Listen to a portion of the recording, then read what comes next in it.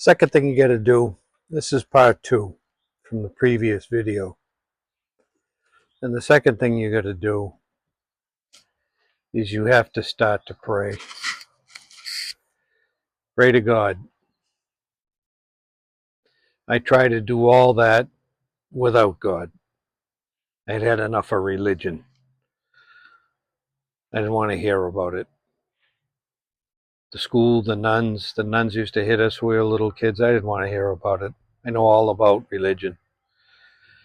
Religion has nothing to do with it. This time around, you're going to do it differently. You're going to talk to your God. You're going to talk to a God of your understanding.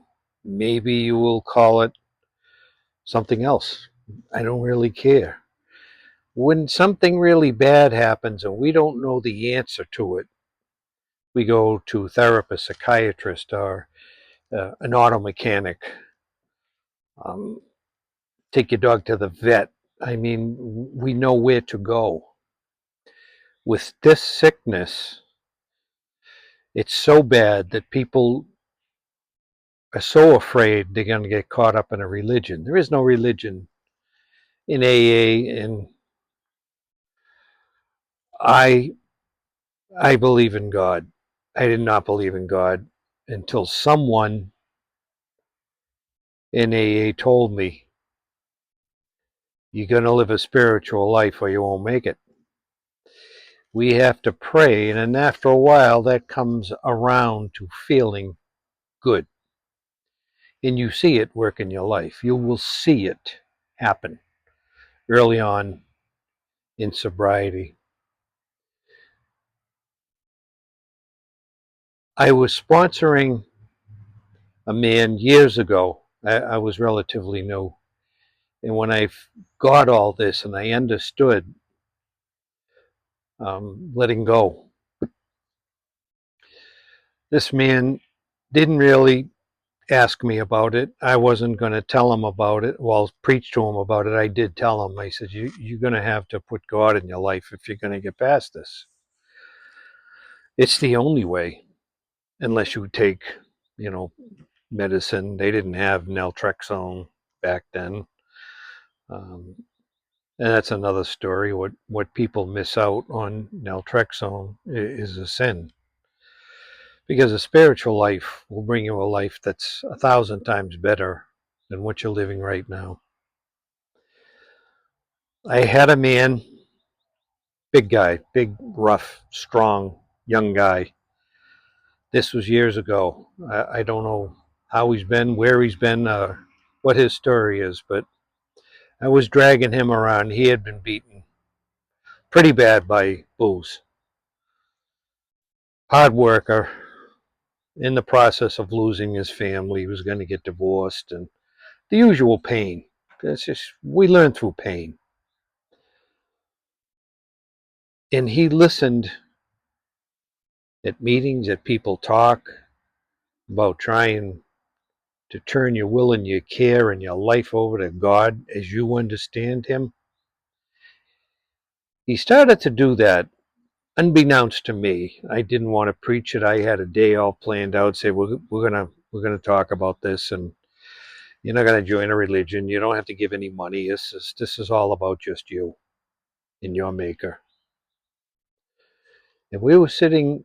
This was miraculous to me. We were sitting in a meeting right beside each other, close to the front. And a speaker was talking, and whatever he was saying, I wasn't even paying attention. It hit home with him so hard. He had this big grin on his face. He was, I think, about 10, 12 weeks sober. That's it. His head was down, and he was starting to lift his head up. And he had a big smile on his face. And he looked at me, and he said, "It's God, isn't it?" I said, "Yeah. You can call it what you want. It's the universe. It's God. It's what you believe in.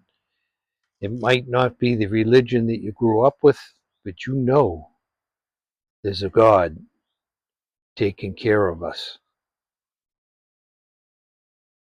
That's the second part that I wanted to tell you about from me breaking down and broke down to nothing. And now I'm telling you about the second part. Number one, you're just trying to get a day in one day. Number two, you're going to find your God simply by asking God for help. He'll find you. You don't have to go look for him. You don't have to join a church. You don't have to do anything. This is your secret. You do it in your room, your place of aloneness, and think about it for a little while. Say, is he going to help me? All you have to do is talk. That's it. Ask God for help every morning. Every morning.